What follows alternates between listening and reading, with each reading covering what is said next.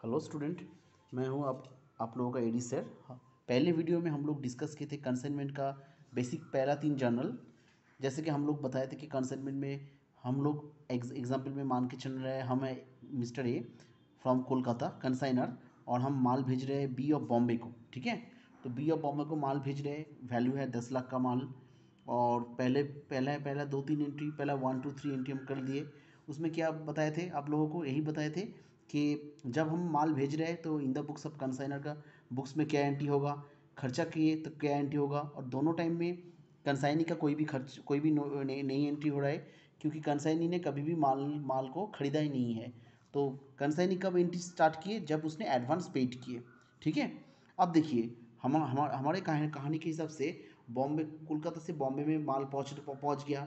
अब कोलकाता से जब बॉम्बे में माल पहुंच गया ना, तो बॉम्बे वाला जो एजेंट है वो तो माल को रिसीव करेगा, उसको लोडिंग अनलोडिंग करना पड़ेगा अपने गोडाउन में। वो कूली चार्ज या कुछ भी खर्चा करके उसको वो वाला मेरा वाला गुड्स अपने गोडाउन में सजा के रखना पड़ेगा। उसके बाद एडवर्टाइजमेंट करेगा, इंश्योरेंस लेगा, वगैरह वगैरह, जो भी खर्चा करेगा वो मेरे बिहाफ पे करेगा। अब यहाँ पे चालू होता है, सेकंड वीडियो यहाँ से स्टार्ट हो रहा है।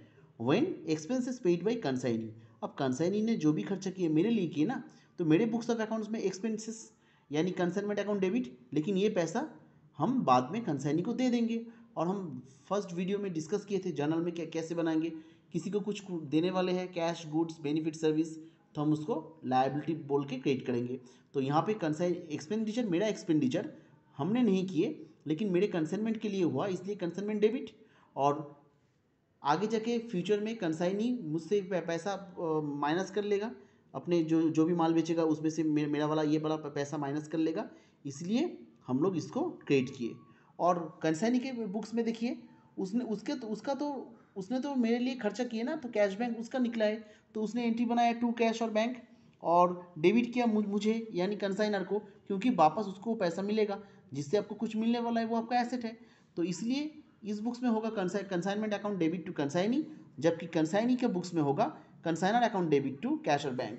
अच्छा, कंसाइनी क्यों ये काम कर रहा है? कंसाइनी तो मुझसे सैलरी नहीं मिल रहा है कंसाइनी को, तो कंसाइनी या एजेंट को माल बेचने के टाइम में कमीशन मिलता है। अब देखिए, कमीशन 3 टाइप का होता है, ऑर्डिनरी, डेलिकेटर, स्पेशल।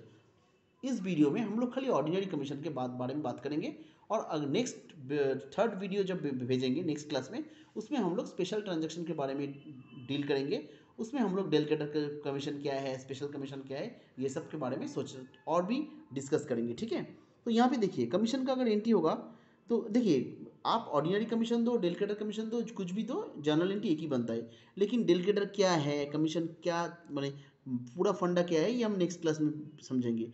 आज सीधे सीधे एक ही चीज़ समझेंगे कि अगर एजेंट मेरे बिहाफ में कुछ भी माल बेचे, तो उसको उस माल के ऊपर कमीशन मिलेगा। परसेंटेज फिक्स नहीं है, ये तो कंसाइनर और कंसाइनी आपस में डिस्कस करेगा। हम लोग एग्जाम्पल में मान के चलते हैं, मान लीजिए 10% कमीशन देंगे, तो कमीशन देंगे तो अगर नॉर्मल हम लोग अकाउंट एंट्री बनाएंगे, तो commission account debit to cash और बैंक। अब देखिए कमीशन तो हम दिए नहीं ना, देंगे कमीशन पेएबल, तो ये कमीशन पेएबल, तो ये तो मेरे बिजनेस के साथ जुड़ा हुआ है, कंसाइनमेंट के साथ। हम लोग कमीशन नहीं लिखेंगे, कंसाइनमेंट अकाउंट डेबिट। ठीक है, और पैसा तो अभी मुझसे माइनस नहीं हो रहा है, हम आगे फ्यूचर में पैसा देंगे, किसको देंगे? एजेंट को।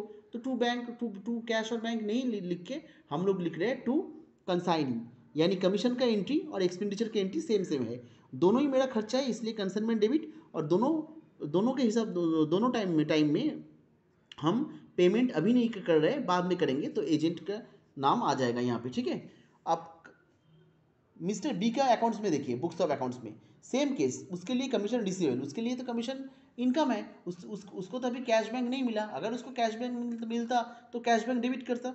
वो क्या करेगा, वो माल बेचने के बाद उसका जितना भी कमीशन का हक बन रहा है वो माइनस कर लेगा, लेकिन उसको ये पैसा कौन देगा? कंसाइनर देगा, इसलिए उसने लिखा consignor account debit to commission receive. ठीक है, अच्छा, अनसोल्ड स्टॉक ऐसा भी तो हो सकता है ना, जितना माल हम भेजे कंसाइनी को, एजेंट पूरा माल बेच नहीं पाए, तो कुछ माल अनसोल्ड है, तो अनसोल्ड स्टॉक का वैल्यूशन हम लोगों को पता है, कॉस्ट और market price which ever is lower.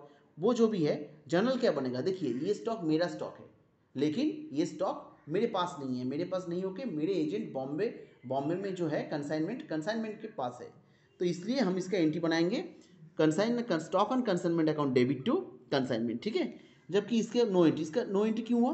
क्योंकि हम लोगों को पहले से मालूम है मिस्टर बी उसने कभी एजेंट जो है वो मुझसे कभी माल खरीदा ही नहीं है, तो माल का मालिक तो हम है ना, वो तो खाली एजेंट है, उसका कोई एंट्री नहीं होगा। ठीक वैसे ही जो प्रॉफिट और लॉस बनता है, अगर प्रॉफिट हुआ तो कंसाइनमेंट टू पीएल, लॉस हुआ तो उल्टा पीएल टू कंसाइनमेंट, जबकि ये वाला कोई एंट्री नहीं होगा। तो ये जो 1 से 7 है ना, ये बेसिक एंट्री है। आगे सर नेक्स्ट वीडियो में हम लोग क्या क्या एंट्री पढ़ेंगे, नेक्स्ट वीडियो में हम लोग देखेंगे कि बिल कटर कमीशन क्या है, वो देने से क्या एंट्री होता है, नहीं देने से क्या एंट्री होता है, ठीक है, रिकरिंग एक्सपेंसेस क्या है, नॉन रिकरिंग एक्सपेंस क्या है, वैल्यूएशन कैसे निकलता है, तो बहुत और भी बहुत कुछ हम लोगों को सीखना है। आप लोग वीडियो 1 और वीडियो 2 दोनों देखने के बाद कुछ भी डाउट हो तो मुझे मेरे व्हाट्सएप नंबर पे कांटेक्ट कीजिए, ठीक है। Thank you.